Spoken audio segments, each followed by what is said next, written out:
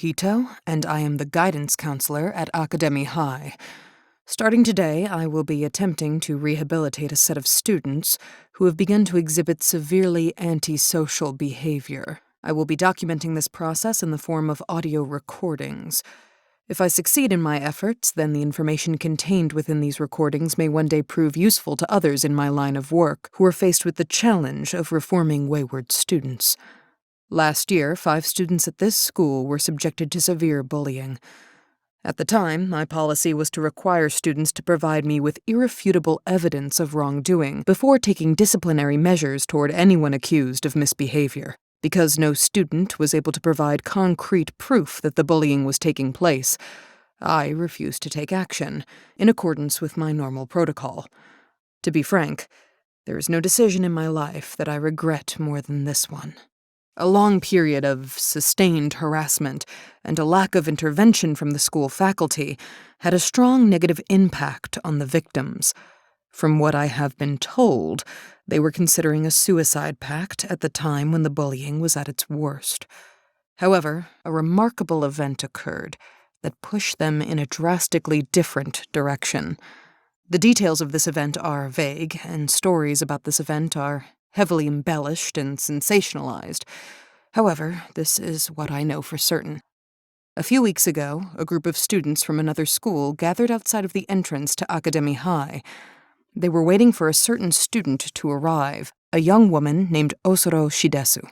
Osuro had somehow offended them, and they were planning to retaliate by beating her up in front of the school. Apparently, they wanted to make it clear that they would not tolerate disrespect from anyone at Academy High. Again, the details are fuzzy, but what really matters is what happened next. Osuro single-handedly fought off the group of students that tried to assault her. It's difficult to know how she accomplished this because every version of the story is different. Some reports state that she defeated 10 students one at a time, while other accounts claim that she fought off 100 students simultaneously. Some say she took a weapon from one of the attackers and used it to defend herself against the rest, while others say she was bare-fisted the entire time. All versions of the story end the same way, with Osuro standing at the school's entrance, splattered with blood, surrounded by the maimed bodies of her enemies.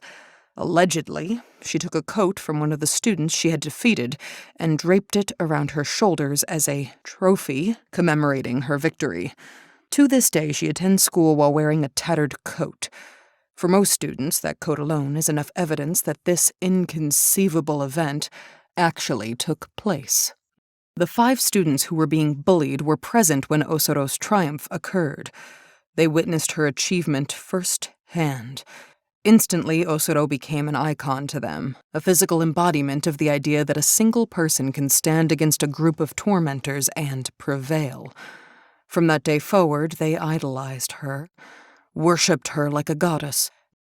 They started following her around school at all hours, like baby ducks following their mother.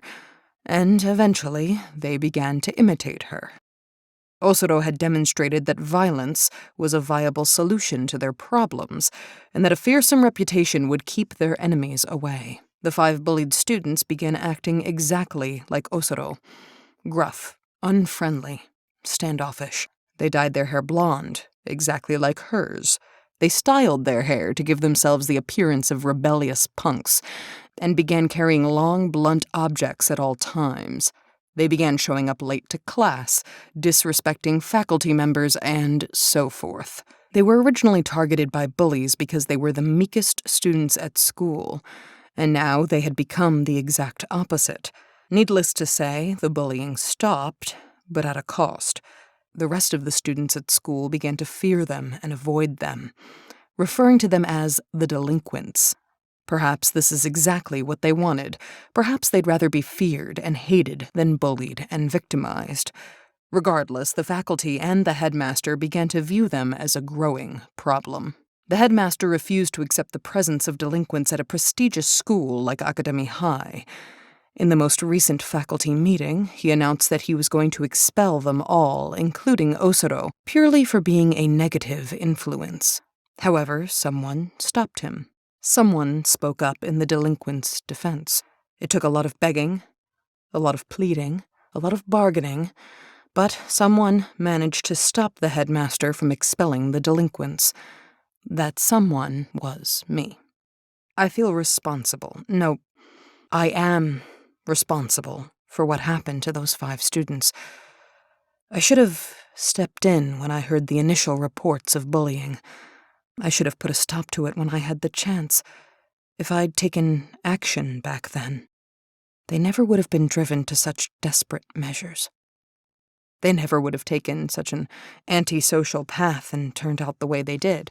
Osoro is not the problem here. I am the problem. I am the cause of all of this. I am to blame. I know who the delinquents really are, deep down inside. They are traumatized children who were hurt in terrible ways and are scared that it'll happen all over again. That's why they act the way they do. The way they talk, what they've done to their hair, the weapons they carry, it's all because they want to project a fearsome appearance so that nobody will ever abuse them again. If I can make them feel safe at this school, maybe they'll drop the stupid facade and return to their true selves. I eventually managed to convince the headmaster to give me 10 weeks to rehabilitate the delinquents. We have an agreement. The headmaster, the teachers, and the student council will tolerate the delinquents' behavior for a period of 10 weeks and give me a chance to reform them. However, this arrangement came at a cost. If I am unable to reform them within 10 weeks, I will be dismissed from the school. I don't mind, I'm fine with those terms. I'm staking my career on fixing the problems that I created. It hurts me to say this, but it may be impossible to reform the delinquents with Osoro at school. The next time she slips up, violates any rule, no matter how small, she'll need to be suspended from school for the longest period possible. This will provide me ample time to speak with the delinquents, reason with them, talk things through, solve their problems, and get them back to their old selves. I just hope I'm up for it.